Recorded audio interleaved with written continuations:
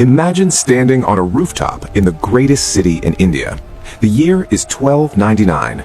The night air is thick with smoke, and something else, something that settles in your chest like a stone. Fear.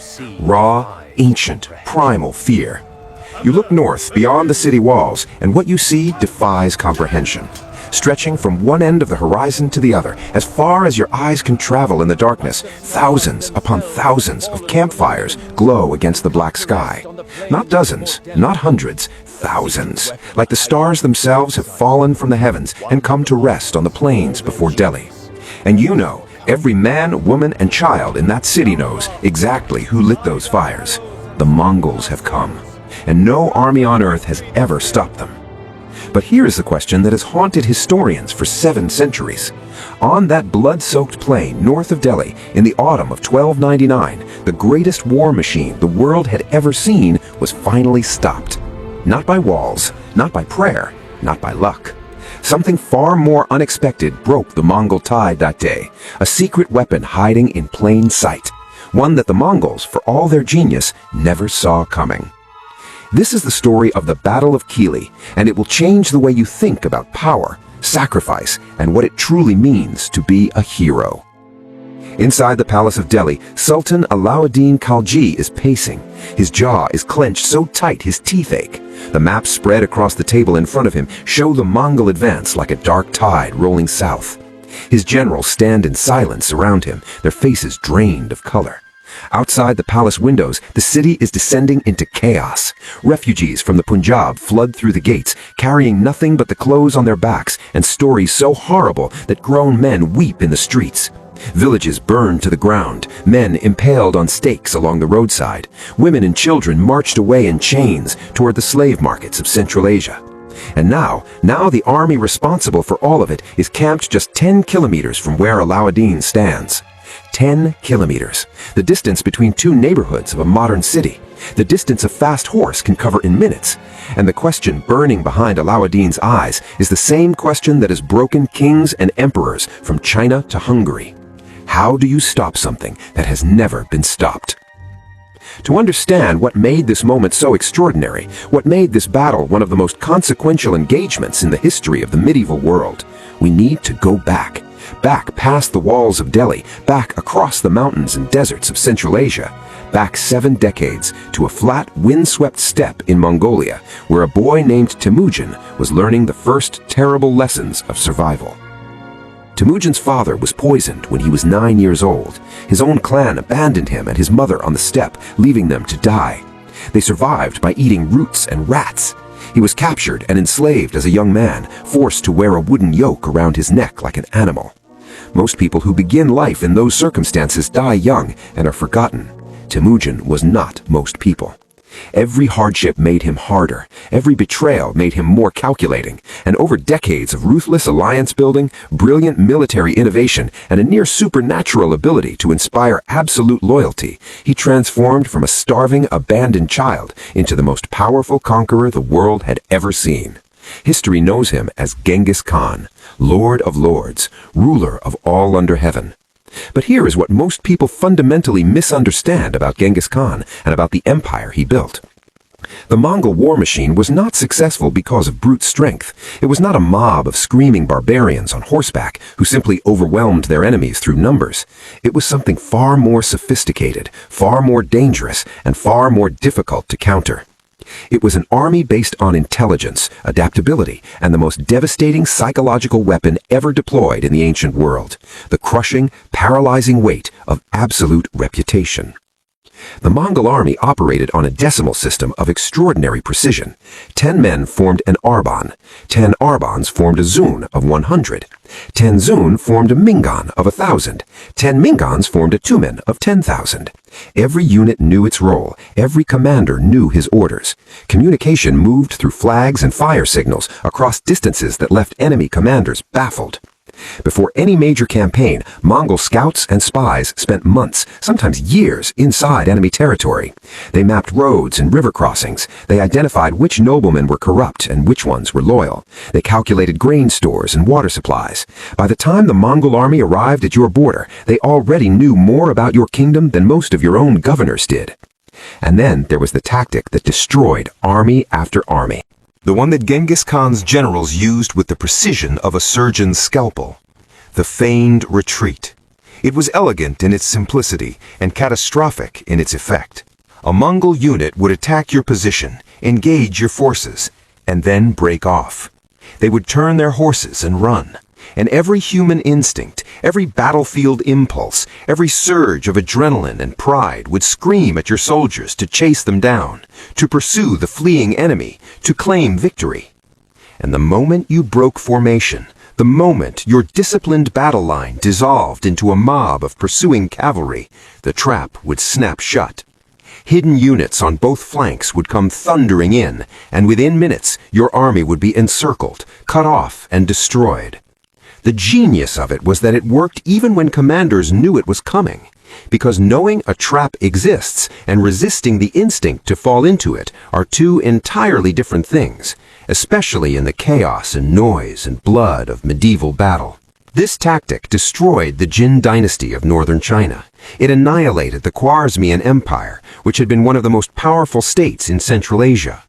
At the Battle of Mohi in 1241, a European army of 65,000 knights and soldiers was virtually wiped out in a single afternoon. The Mongols lost approximately 200 men. When Mongol forces burned Baghdad in 1258, they didn't just destroy a city, they destroyed a civilization. The libraries that held 800 years of accumulated Islamic scholarship, mathematics, astronomy, medicine, and philosophy were thrown into the Tigris River. The water ran black with ink for days. Historians estimate that the death toll from the Mongol conquests reached 40 million people. Entire nations, entire ethnicities, entire languages simply ceased to exist. The word Mongol became something beyond a name. It became a force of nature, a synonym for the end of everything. When Mongol scouts were spotted on the borders of Poland and Hungary, kings fled without fighting, peasants abandoned their harvests and ran. The psychological weapon, the sheer weight of that reputation, was doing half the work before a single arrow was fired. And now that reputation, that empire, that army, was pointed directly at India, specifically at Delhi. The Chagatai Khanate was one of 4 successor states that emerged after the Mongol Empire fragmented in the 1260s.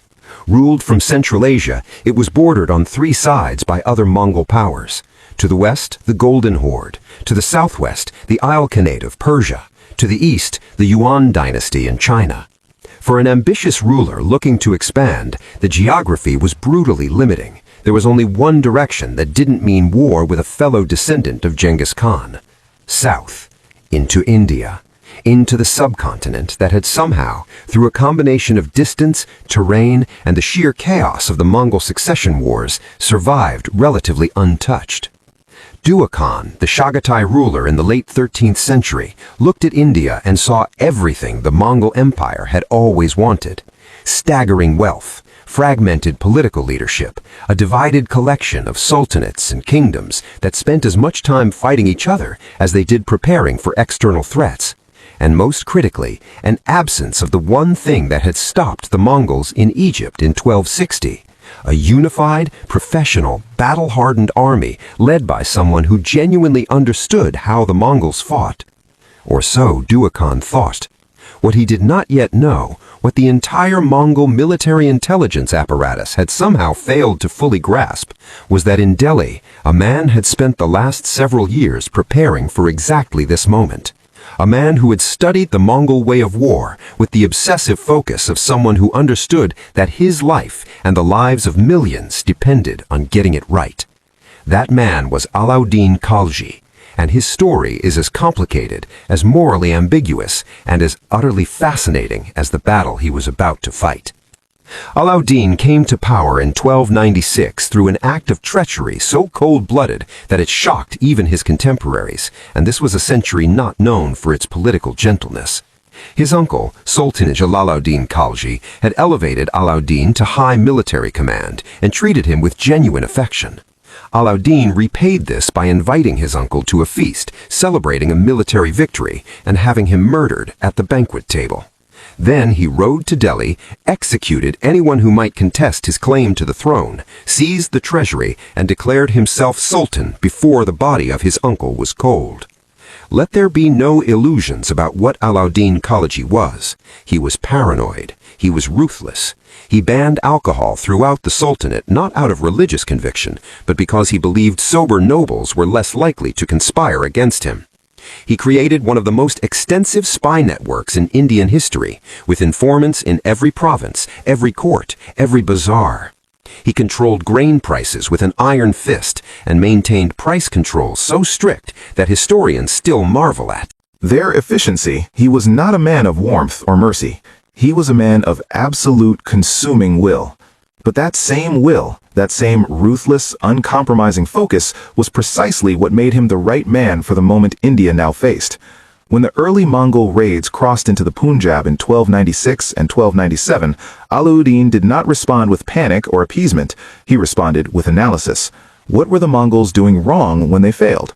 What were Indian armies doing wrong when they lost? Where were the weaknesses in the traditional Indian military model? The answers he found drove him to undertake one of the most radical military reforms in the history of the Delhi Sultanate. Before Alauddin, Indian rulers relied on feudal levies. Nobles were obligated to provide troops when called upon, but the quality of those troops varied enormously. Their loyalty was always somewhat conditional, and their training was inconsistent at best. Alauddin looked at this system and saw a catastrophe waiting to happen. He abolished it, at least in terms of relying on it as his primary military force, and replaced it with something that medieval India had never seen at this scale: a professional standing army, paid directly from the royal treasury, loyal to the Sultan personally, trained consistently, and equipped with the best weapons money could buy. The scale of this army was staggering. The historian Farista records a cavalry force of 475,000 horsemen. Even accounting for the tendency of medieval chroniclers to exaggerate numbers, even cutting that figure in half, you are still looking at an army of a size that would have been remarkable in any age. But numbers alone were not enough. Alauddin understood that. What mattered was quality, consistency, and above all, the ability to resist the one tactic that had broken every other army the Mongols had faced: the feigned retreat. He implemented what became known as the Dagh system, in which every horse in the army was branded with an official mark to prevent soldiers from presenting borrowed or rented animals during inspection. He created the Chera system, detailed written physical descriptions of every soldier to prevent the practice of ghost soldiers, fake names on the payroll collecting wages for men who didn't exist. He promoted commanders on the basis of demonstrated ability rather than noble birth, which in a medieval sultanate was genuinely revolutionary. And he trained his cavalry relentlessly in the art of holding formation under pressure, of resisting the urge to chase a retreating enemy, of trusting the line even when every instinct screamed to break it. He was building an army designed specifically to fight Mongols, and the early results were extraordinary. The man who carried out Alauddin's vision on the battlefield was a general named Zafar Khan. His origins are somewhat obscure in the historical record. Some sources suggest he was of Central Asian background, others that he rose through the ranks on pure military talent, but what is beyond dispute is that he was one of the finest cavalry commanders of his age. In 1297, when a Mongol force of approximately 20,000 soldiers crossed into the Punjab, it was Zafar Khan who met them at a place called Jaran Manjur. The Mongols expected the engagement to go as these encounters always went. They would probe, test, apply pressure, and watch the Indian formations crack and scatter. Instead, they were destroyed. 20,000 Mongol soldiers were killed or captured. The survivors fled back across the border in disarray. It was, by any measure, a shocking result. The following year, the Mongols captured a strategically important fort called Sivistan in Sindh, clearly intending it as a permanent foothold for future operations. Zafar Khan force-marched his army through brutal terrain, surrounded the fort before the Mongol garrison could be reinforced, and not only defeated them, but captured their commander, a Mongol officer named Ulugh Beg, and brought him back to Delhi in chains. 2 decisive victories, 2 proof-of-concept demonstrations that the Mongol military model was not, in fact, invincible. It could be studied, it could be countered, it could be beaten. These victories had 2 very different effects on 2 very different men. For Alauddin Khalji, they were validation. His reforms were working. His professional army was performing. The gap between Mongol capability and Delhi's defensive strength was closing. He redoubled his investment in military preparation and began fortifying the northwestern approaches to his realm in earnest. For Duwa Khan, the Chagatai ruler who had dispatched those raiding forces, the defeats were something else entirely. They were an insult, a humiliation, an intolerable challenge to the most fundamental premise of Mongol imperial identity, that they did not lose. Duwa Khan made a decision. No more probing attacks, no more limited raids designed to gather intelligence or seize border territories. The next campaign would be total. It would be led by someone of sufficient prestige and ability to command the full resources of the Chagatai Khanate. It would be an invasion force large enough to just destroy Delhi. Enough to crush Delhi once and for all. And to lead it, he chose the person whose failure he could least afford and whose success would mean the most. His own son, Prince Qutlugh Khwaja. The army that assembled in Central Asia in the summer and autumn of 1299 was not a raiding party.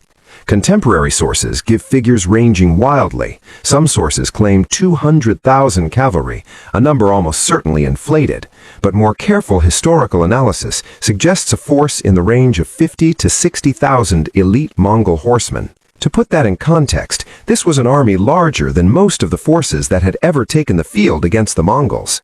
These were not conscripts or feudal levies. These were professional warriors who had trained for war since childhood, who could shoot a compound bow with lethal accuracy from the back of a galloping horse, who could survive on minimal supplies, who had been marching and fighting in some of the harshest environments on earth for their entire adult lives.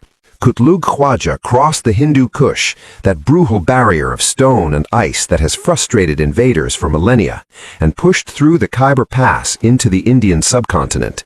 And here, right here, he did something that revealed both the depth of his strategic thinking and the totality of his commitment to this campaign.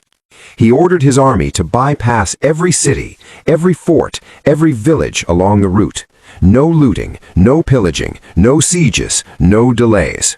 His soldiers, trained from birth to regard plunder as both a right and a reward, obeyed.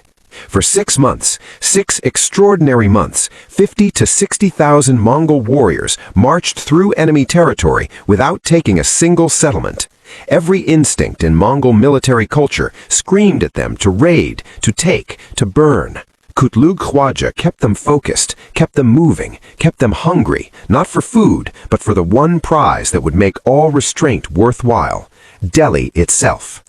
This was the revelation that reached Alauddin's intelligence networks with growing alarm throughout the latter months of 1299. The Mongols were not raiding, they were not testing, they were coming for everything. And they arrived at a place called Kili, 10 kilometers north of Delhi's walls, and set up camp. When Alauddin's scouts reported the scale of what they saw, the endless sprawl of tents and horses and men, the thousands of campfires stretching to the horizon, the information traveled through the city like a physical force, pressing the breath from people's lungs. Inside the palace, the arguments began immediately. Alauddin's senior advisor, the man known as Al-Ful Mulk, laid out the case for caution with devastating clarity. The Sultan could send emissaries, offer tribute, buy time. Other kingdoms had survived by making themselves expensive to destroy and cheap to appease. The walls of Delhi were strong, the granaries were full. The Mongols had no siege tradition comparable to their cavalry warfare. Make them sit outside the walls for months, and they would eventually exhaust their supplies and go home. It was, on its face, a reasonable argument. Alauddin listened to every word, and then he said no. His reasoning was not simply about pride or honor, though those things mattered in a medieval sultanate. His reasoning was coldly, almost brutally practical. If he showed weakness now, if he negotiated, if he paid tribute, if he hid behind his walls while the Mongols camped outside, like he was afraid to face them, every governor and regional lord in his empire would read it as a signal. The Sultan is weak. The Sultan can be pressured. The Sultan can be defied. Within months, the Sultanate would be consumed by internal rebellions and separatist movements, and then the Mongols would not even need to breach the walls of Delhi. The empire would have already collapsed from within. The only way to hold the Sultanate together was to go out and fight, to make his army, his nobles, and his people believe that Delhi was not afraid. But Alauddin was also not reckless. Before he rode out, he made careful, deliberate preparations that reveal the mind of a man thinking through every possible outcome. He gave his trusted administrator the keys to the royal treasury and palace, with explicit instructions: if the battle goes badly, surrender to Qutlugh Khwaja without resistance. Do not let the city be destroyed in a futile siege. He ordered the eastern Badaun gate to remain open throughout the battle, giving the army a clear line of retreat toward the Doab region if the situation became catastrophic. He sent urgent messages east, calling up reinforcements that were days away. And then he armed himself, mounted his horse, and rode north to face the Mongols. The battlefield at Kili was shaped by geography in ways that subtly favored the defender. The Yamuna River ran on one flank, the dense forest closed off the other. This compressed the width of the engagement, limiting the Mongols' ability to execute wide-sweeping flanking maneuvers that were central to their tactical repertoire. They could not simply envelop the Delhi army in an ocean of cavalry. The terrain forced a more direct confrontation, and direct confrontations were not where the Mongol advantage was greatest. Alauddin organized his forces with meticulous care. He took personal position in the center with his royal guard, surrounded by the best and most loyal soldiers in the army. Before him, a heavy cavalry commander named Ikhtiar-ud-Din Alp Khan anchored the front line with 10,000 armored horsemen, whose role was to absorb and deflect the first wave of Mongol pressure. On the left flank, Nusrat Khan held his position with Ulugh Khan in reserve behind him, and on the right flank, the flank that would become the hinge on which the entire battle turned, stood Zafar Khan. Zafar Khan's force was a mixed command, but notable for the significant number of Hindu warriors who served under his banner. These were men who knew this land, who had fought in this region, and whose loyalty to their general was absolute. They were positioned on the right flank because it was arguably the most exposed position, closer to the terrain features that the Mongols would attempt to exploit. It was a position that required a commander of extraordinary capability and nerve. Alauddin chose Zafar Khan because he trusted him completely. The Mongols arrayed their forces in the classic formation their armies had used for a century. Perfect formations of cavalry, standards flying, horses eerily still under the hands of riders who had been born in the saddle. They were waiting, watching, assessing. And from the moment the two armies faced each other across that plain outside Kili, Qutlugh Khwaja began probing for the weakness that he was certain must exist somewhere in the Delhi line. The probing attacks began. Small units of Mongol cavalry would sweep forward, release volleys of arrows, and wheel away before the Indian heavy cavalry could engage. Classic harassment tactics designed to disorder, to frustrate, to create the conditions for a larger breakthrough. Alauddin had ordered his commanders to hold, to resist the impulse to chase, to trust the formation and wait for the right moment. And then something happened that changed everything. A Mongol unit under a commander named Hijlak began applying particularly aggressive pressure to Zafar Khan's right flank. Not just arrow volleys, but close charges, taunts, the kind of combat theater designed specifically to provoke an emotional response. Zafar Khan had fought the Mongols before. He knew the feigned retreat better than almost any commander in the Delhi army. He had seen it, he had studied it, he had taught his own officers about it. He knew that what Hijlak was doing was bait, a trap set with the precision of men who had been baiting armies into destruction for decades. He knew all of this, and still, something snapped. Perhaps it was the sight of his men dying under that arrow fire while they held their ground. Perhaps it was the accumulated fury of years of watching his homeland threatened by this empire that believed itself to be above defeat. Perhaps it was something less rational, the soldier's rage that overwhelms calculation in the heat of blood and steel. Whatever the precise combination of causes, Zafar Khan made a decision that violated every order he had been given. Without coordinating with the center, without informing Alauddin, without waiting for the flanking support that good tactics demanded, he turned to his cavalry and gave the order to charge. 5,000 horsemen surged forward behind him, screaming the ancient Hindu battle cry, Har Har Mahadev, Hail the Great God, as they crashed into Hijlak's unit. And for one terrible, heart-stopping moment, it looked like it might actually work. The Mongols buckled. They turned and ran. The Delhi cavalry, adrenaline surging, blood up, pursued them across the plain. 1 kilometer, 2 kilometers, 3 kilometers, farther and farther from the safety of the main battle line, drawn out into open ground like a fish following a lure. And then the hidden flanks appeared. Mongol cavalry that had been waiting on both sides, concealed or simply positioned to exploit exactly this kind of break, came thundering in from east and west simultaneously. Zafar Khan's 5,000 soldiers found themselves not pursuing a defeated enemy, but surrounded by more than 20,000 Mongol warriors, cut off, isolated, with no possibility of rescue without Alauddin exposing his center to catastrophic attack. The feigned retreat had worked again, even against the man who knew it best. From the main line, Alauddin watched in helpless horror as the trap closed around his best general and 5,000 of his finest cavalry. He could not break formation to help them without inviting the kind of envelopment that had destroyed armies across 3 continents. Every instinct must have been screaming at him to do something, to send reinforcements, to attempt a rescue. Instead, he held. He kept the line, because to break it was to lose everything. Zafar Khan understood his situation with absolute clarity. There was no rescue coming, there was no way out. The only question now was not whether he would die on this plain, but how he would die.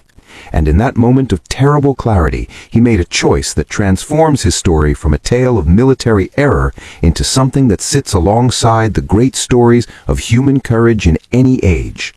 He ordered his remaining men into a circle, backs together, shields outward, every man fighting with the knowledge that this was the end, and choosing to make that end count for something.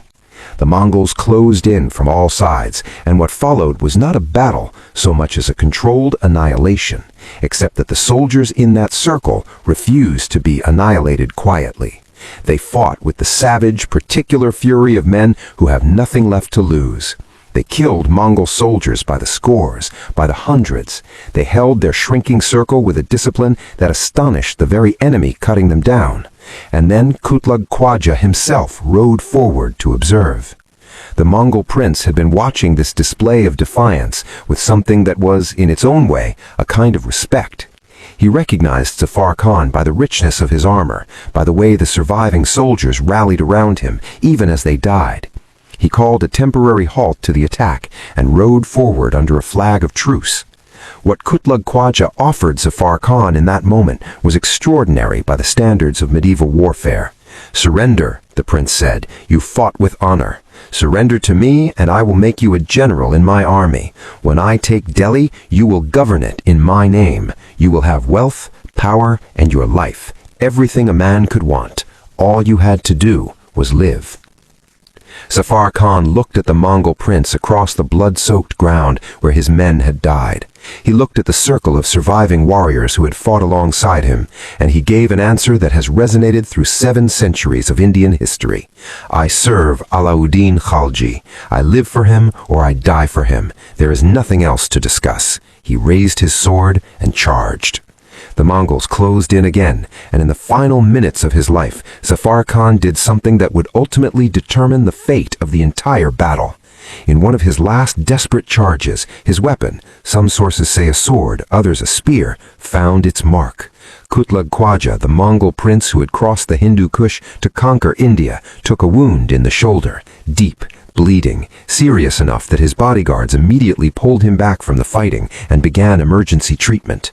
Zafar Khan died shortly after. 5,000 of his cavalry died with him. The Mongols had their encirclement. They had won the tactical engagement on the right flank, but their commander was wounded and bleeding on a cot in his tent, and that wound had been struck by a man who refused to surrender. The main battle continued through the day. The full weight of the Mongol cavalry crashed into Alauddin's center.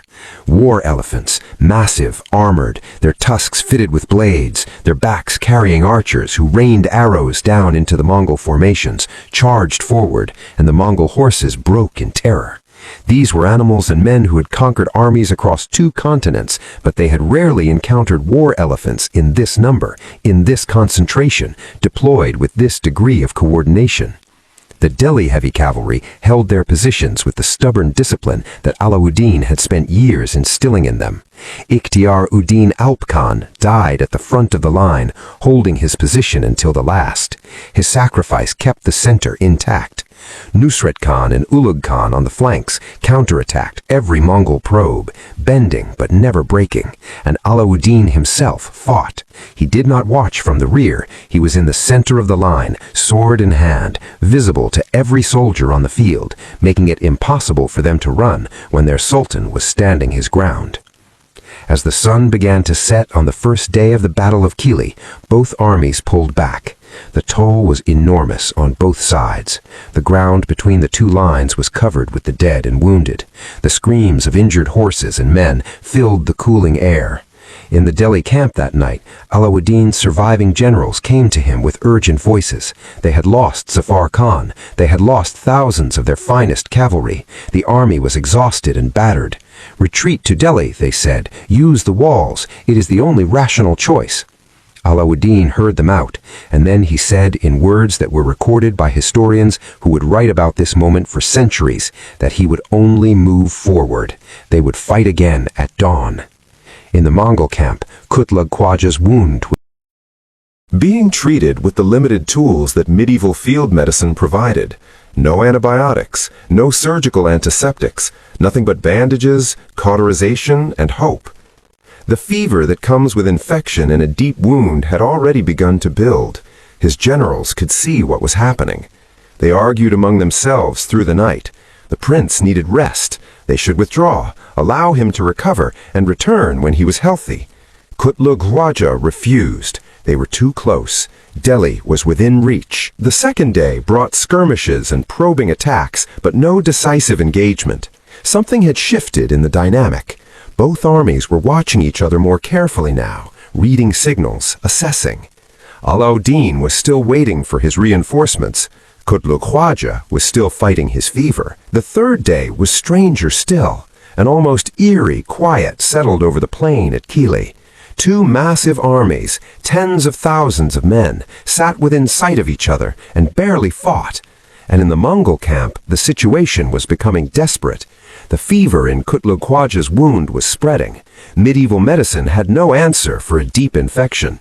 Soldiers who took wounds like this in campaigns far from proper medical facilities died, often slowly, often painfully, always certainly. And the Mongol supply lines, already stretched dangerously thin after 6 months of campaigning without resupply from conquered territories, a decision that had seemed strategically brilliant in Central Asia but was now proving to be a critical vulnerability, were nearing their limit. The local population had hidden or fled with their food. Delhi's reinforcements were days away at most. On the night of the third day, the Mongol generals made a decision that would have been unthinkable a generation earlier. They would withdraw. They packed their camp in near total silence with the professional efficiency of an army that had been fighting in the field for years. No heralds, no announcements, no formal acknowledgement of what they were doing. They simply mounted their horses and rode north, away from Delhi, away from the prize that had drawn them across the mountains and the plains, and 6 months of restrained, disciplined campaigning. When Delhi scouts reported at dawn on the fourth day that the plain at Kili was empty, that the Mongol campfires had gone cold and the army had vanished, there was a moment of stunned, disbelieving silence. And then the roar of celebration began, spreading through the Delhi army and across the city walls like a wave, soldiers embracing, weeping, lifting their faces to the sky. Delhi had survived. The Mongols had come closer to conquering India than they had ever come before, and they had turned back. Not because they were beaten on the battlefield. The tactical picture at the end of the third day was, at best, ambiguous for both sides. They turned back because their prince was dying from a wound, because their supply lines were collapsing, because the army that was supposed to shatter and flee had instead held its ground with a stubbornness that the Mongol military experience had not prepared them for. Qutlugh Khwaja died on the long road home. the wound that Zafar Khan had struck in his desperate last charge, the wound that the frozen tools of medieval medicine could not cure, killed him somewhere in what is now Afghanistan or Pakistan. When his father, Dua Khan, received the news that his son was dead, that the invasion had failed, that the army had been forced to turn back from the gates of Delhi, the rage and grief must have been enormous. But mixed with that rage was something else, a recalibration. India was not what he had thought it was. The Delhi Sultanate was not a fragmented collection of feudal levies waiting to be swept aside. It was a professional military state led by a man of genuine strategic genius, backed by an army that had been specifically prepared to resist the Mongol way of war. And yet the Mongols were the Mongols. They tried again in 1303, and this time they actually reached Delhi and laid siege to the city for 2 months. The stories from those weeks are harrowing. Food running low, disease spreading through the crowded city, the people's faith in their sultan tested to its absolute limit. But Alauddin held. He understood that the Mongols could not sustain a siege indefinitely without a supply base in India, and he was right. After 2 months, they withdrew, having accomplished nothing. In 1305, his general Malik Kafur met another Mongol invasion at Amroha and dealt them a decisive defeat, killing 8,000 soldiers. In 1306, yet another incursion was crushed at the Ravi River. After that, the great invasions stopped. The Mongols still raided the borders periodically, but the age of existential Mongol threat to Delhi was over. Why? What had changed? The Mongol military had not suddenly become incompetent. Their tactics were the same tactics that had conquered half the known world. But something fundamental had shifted in the calculus of Mongol imperial ambition. That something.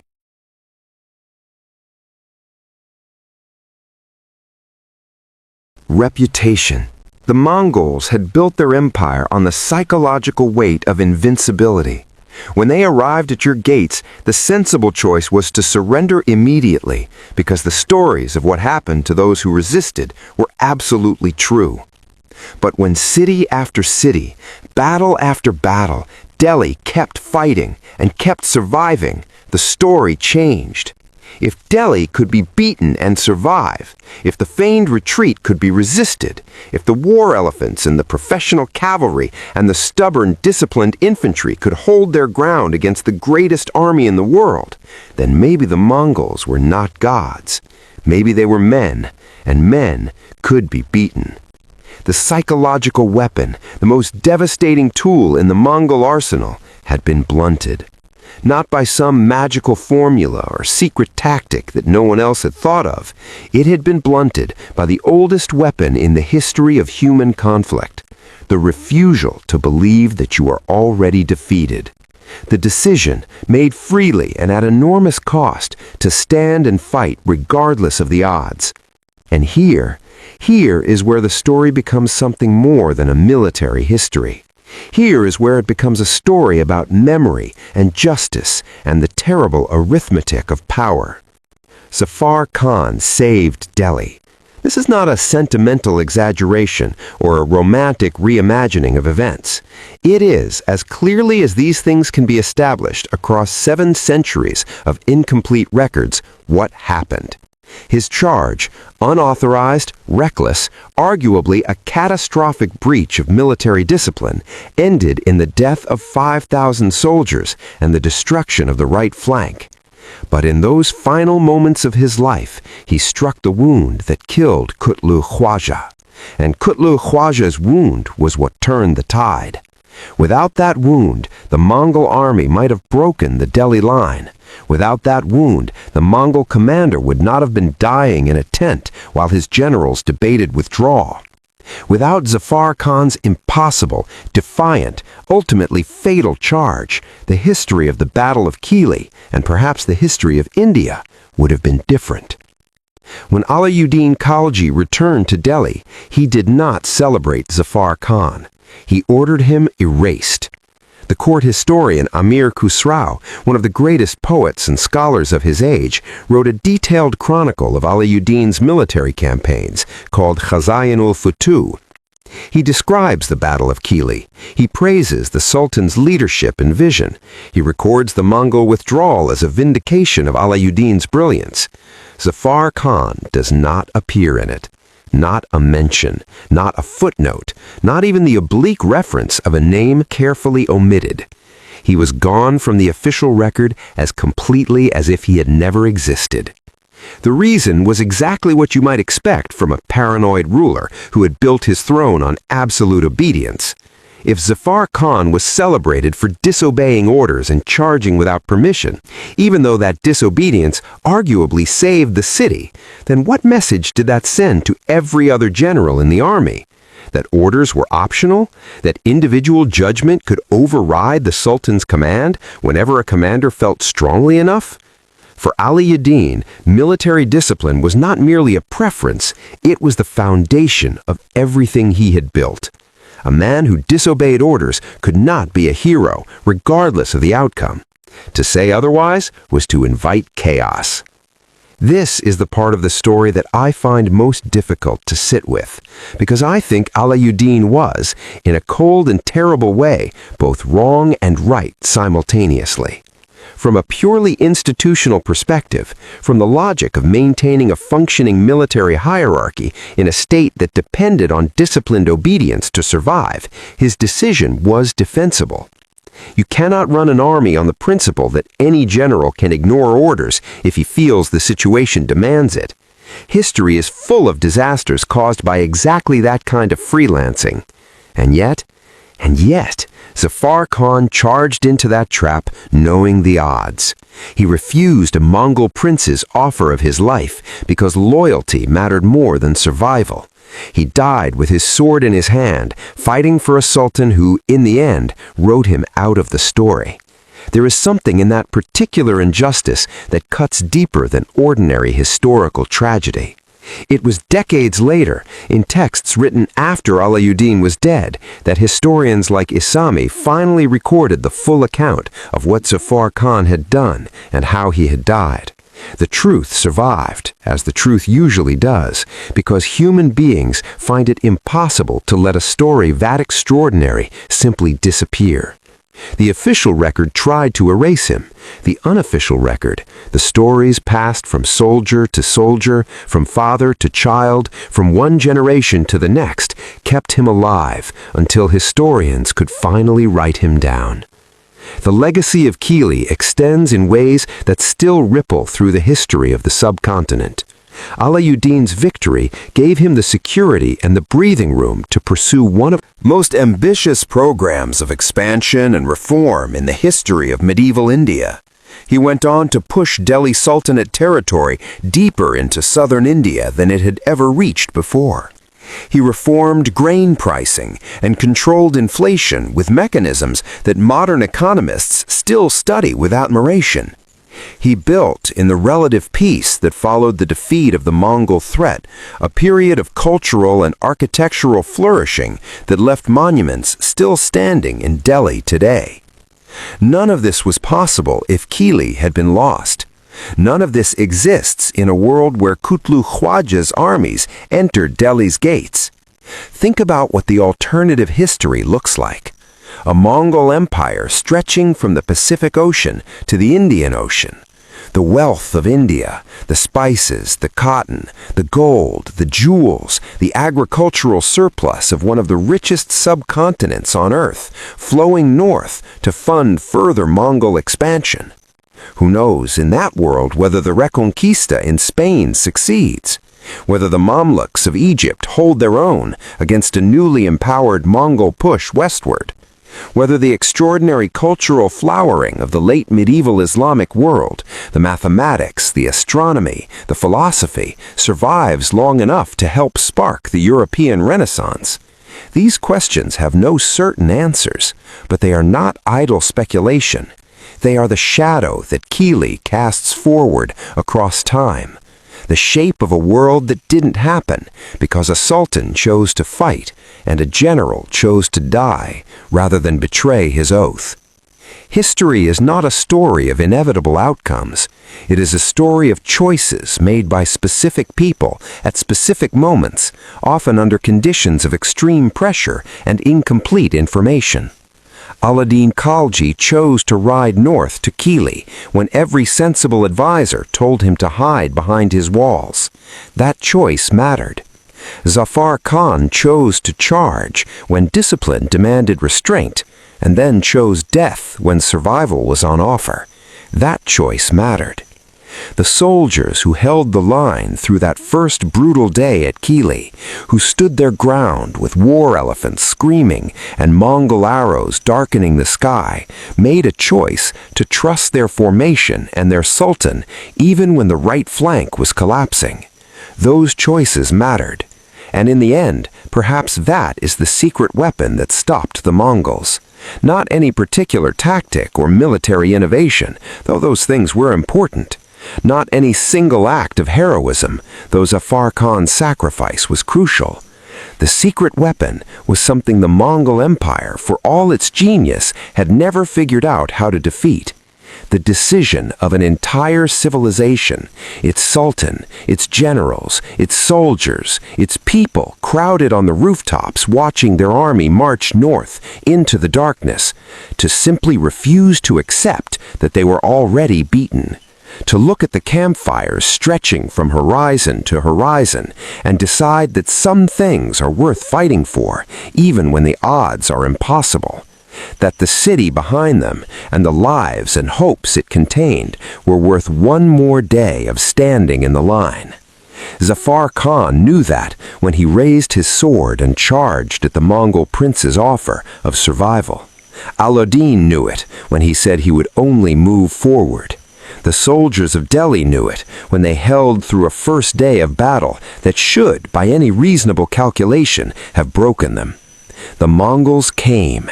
They came with the full weight of an empire that had never known defeat. They brought their genius for cavalry warfare, their feigned retreats, their psychological arsenal of a century of conquest. They came to add India to the list of civilizations they had broken. And they went home. Zafar Khan's name deserves to be spoken aloud. It deserves to stand alongside the names of the defenders of Thermopylae, alongside Leonidas and his Spartans who chose death over surrender and changed the course of Western history. The parallel is not exaggerated. Both were men who understood they were going to die. Both chose how to die in a way that gave their sacrifice meaning beyond their own lives. The difference is that the Greeks remembered Leonidas and built him into the foundation of their cultural identity. India's official history tried to erase Zafar Khan. But we know his name, and we can say it, and we can remember what he did on a plain north of Delhi in the autumn of 1299, when the fate of a civilization hung on the edge of a blade. The fires at Kili burned out centuries ago. The plain where those armies met has been swallowed by the growing city that spreads in all directions from where Delhi's walls once stood. Alauddin's tomb still stands in the Qutlugh complex in South Delhi, worn by centuries of weather and time. There is no monument to Zafar Khan. There is no statue, no marker at the place where his last stand saved the city that forgot him. But the story survives. It always survives, because the truth about what people do in their finest moments And worst moments is too important to simply let go, no matter how many official chroniclers try to bury it. The Mongols never took Delhi. India was never added to the empire of the great Khans. And somewhere in that fact, in the simple, extraordinary, hard-won fact of a city still standing when it should not have been, Zafar Khan lives.